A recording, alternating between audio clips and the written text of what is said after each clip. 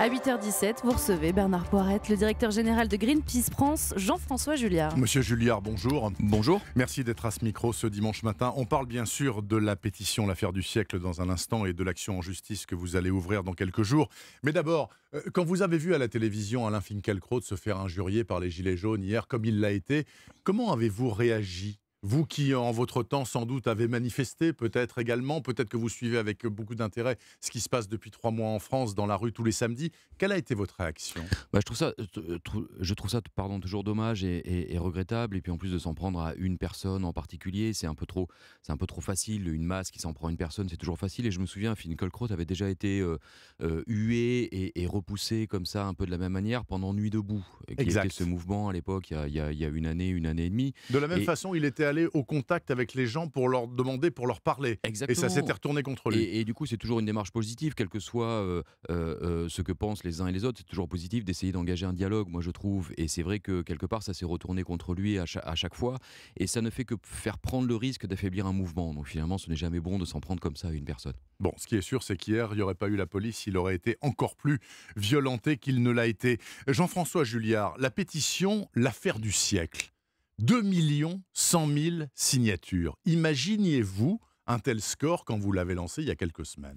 Non, tout à fait honnêtement, non. On a été très surpris, très agréablement surpris, bien sûr, par le démarrage de cette mobilisation en ligne. Ça a pris extrêmement rapidement et j'en profite d'ailleurs pour remercier tous les youtubeurs, les influenceurs, comme on les appelle, tous ceux qui nous ont aidés à propager ce message-là au-delà des cercles militants habituels. C'est ça qui a fait le succès de cette affaire-là. Oui. C'est que ça a touché très rapidement un très large public et des gens qui n'avaient pas forcément l'habitude de signer, de s'engager pour la protection de l'environnement, pour le climat. On a vu beaucoup de jeunes s'engager et soutenir l'affaire du siècle. Donc c'est vrai qu'aujourd'hui, ça va extrêmement loin. Et c'est ce qui fait qu'aujourd'hui, on est dans une discussion intéressante, je la qualifierais comme ça, avec le gouvernement. Oui, alors justement, parce que c'est très bien de signer une pétition. Après, il faut que ça débouche sur quelque chose de concret. Or, justement, qu'est-ce qui se passe là maintenant ? Vous en êtes au point où vous avez demandé au gouvernement de répondre finalement à cette pétition, sinon vous alliez faire quelque chose en justice. Vous allez faire quoi là, mardi ou mercredi là ? Vous allez en justice ?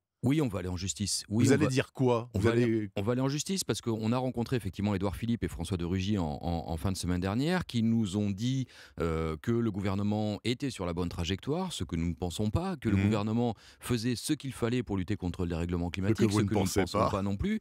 Donc à un moment donné, on n'a pas le choix. C'est vrai qu'on était dans cette période de 2 mois, on a déposé ce qu'on appelle une demande préalable à la fin de l'année, en décembre, et le gouvernement avait 2 mois pour nous répondre ou ne pas nous répondre. Finalement, il a choisi de nous répondre, mais une réponse qui ne répond à rien aux carences qu'on a invoquées, c'est-à-dire au manquement de l'État à lutter sérieusement contre le dérèglement climatique. Alors c'est de Rugy qui s'est collé à la réponse, hein, ça faisait 10 pages quand même, point par point. Il n'y a rien qui vous satisfait dans ces réponses. C'est pas qu'il n'y a rien qui nous satisfait, c'est qu'il n'y a rien qui permet de faire en sorte que la France respecte les objectifs qu'elle s'est elle-même fixés. Encore notamment avec les accords de Paris. Tout à fait. Et des engagements européens, des engagements nationaux. Il faut ne pas oublier que c'est pas nous, Greenpeace, ou les autres associations co-requérantes dans cette affaire-là qui avons dit, Oxfam, la Fondation pour la Nature et l'Homme et Notre Affaire à tous, ce n'est pas nous qui avons dit au gouvernement, vous devez faire ceci ou vous devez faire cela. Oui. On a repris simplement des objectifs que les gouvernements français, parce que ce n'est pas seulement le gouvernement actuel, les gouvernements successifs se sont fixés à travers des engagements nationaux, à travers des engagements européens, à travers l'accord de Paris, effectivement. Et la France, aujourd'hui, n'est pas en mesure de respecter, d'atteindre les objectifs qu'elle s'est elle-même fixés. Pour prendre un exemple, sur le développement des renouvelables, la France est censée atteindre 23% d'énergie renouvelable à l'horizon 2020. Donc 2020, ça va aller très vite. En 2017, on en était à 16,5. Aujourd'hui, on pense qu'on a à peine augmenté. Donc on n'atteindra jamais cet objectif-là. Sur la réduction des émissions de gaz à effet de serre, qui est essentielle pour lutter contre le dérèglement climatique, c'est pareil. On a pris du retard sur l'efficacité énergétique, c'est-à-dire comment est-ce qu'on arrive à consommer moins d'énergie pour une qualité de vie égale. On a pris du retard aussi, et des retards tels qu'on ne pourra pas les rattraper en un an et demi. Donc finalement, François de Rugy, dans sa réponse qui fait une dizaine de pages, reprend tout un tas de chiffres qui sont tout à fait avérés, mais pour lesquels il est d'accord avec nous. La France ne pourra pas rattraper son retard. Donc si la France ne peut pas rattraper son retard, on n'a pas d'autre choix à un moment donné que tenter de la contraindre à rattraper son retard, donc d'aller en justice. Mais alors justement, qu'est-ce que vous allez demander à la justice ? Est-ce qu'elle va juger recevable votre requête ? Vous allez aller voir le juge et lui dire, voilà, nous poursuivons l'État français pour manquement. C'est oui, ça ? Pour carence fautive. En fait, l'État français, à travers sa constitution, à travers tout un tas de textes, a une obligation de protection de la population et de protection de l'environnement dans lequel on vit. C'est-à-dire que la France a l'obligation de s'assurer qu'on vit dans un environnement où il y a un air sain, où on n'est pas menacé par le réchauffement climatique. On mange des trucs qui ne nous tuent pas. On mange des trucs sains, exactement. Et donc, à travers ça, la France a déployé un certain nombre d'instruments, de mesures, d'outils de pilotage qui doivent nous permettre de lutter notamment contre le dérèglement climatique. Et donc, ce qu'on montre, c'est qu'il y a une carence fautive de l'État parce que l'État n'a pas suffisamment déployé de moyens, de mesures, de politiques publiques pour lutter contre le dérèglement climatique. Et l'État s'y est pris trop tard. C'est-à-dire que, et là, c'est pas la faute du gouvernement d'Édouard Philippe, c'est la faute des gouvernements précédents qui n'ont pas saisi cet enjeu suffisamment tôt, qui ont mis en place des mesures bien trop tard, qui font qu'aujourd'hui, on paye ce retard pris. Donc, on va essayer de convaincre un juge qu'effectivement, l'État n'est pas à la hauteur, n'a pas l'ambition suffisante aujourd'hui dans les politiques publiques pour lutter sérieusement contre le dérèglement climatique. Jean-François Juliard, est-ce qu'il vous semble que ce gouvernement-là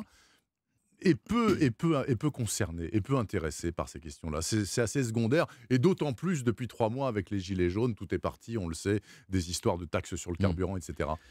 Est-ce qu'il vous semble que les astres ne sont pas alignés pour vous là? Alors, je ne sais pas si les astres ne sont pas alignés, mais c'est vrai que nous, depuis le début, depuis l'élection d'Emmanuel Macron, on était inquiets. Je me souviens, avec Greenpeace, pendant la campagne électorale en 2017, on avait fait une analyse des programmes, des partis environnementales, des programmes des candidats. Emmanuel Macron ne brillait pas par son ambition environnementale déjà à l'époque.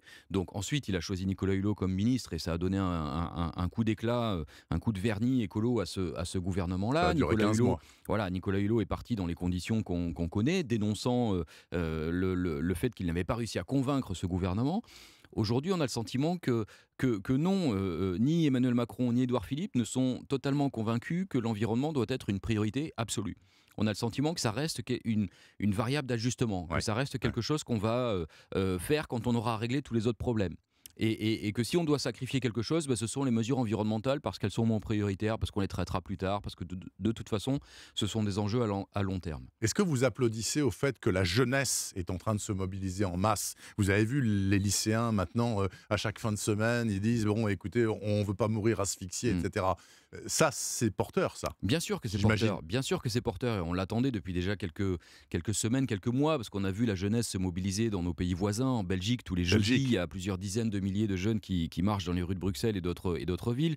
On l'a vu en Allemagne, on a vu dans les pays scandinaves. Donc on l'attendait en France et c'est venu. Je suis allé voir comment ça se passait cette semaine, parce qu'il y avait le premier rassemblement vendredi devant le ministère de la Transition écologique et solidaire.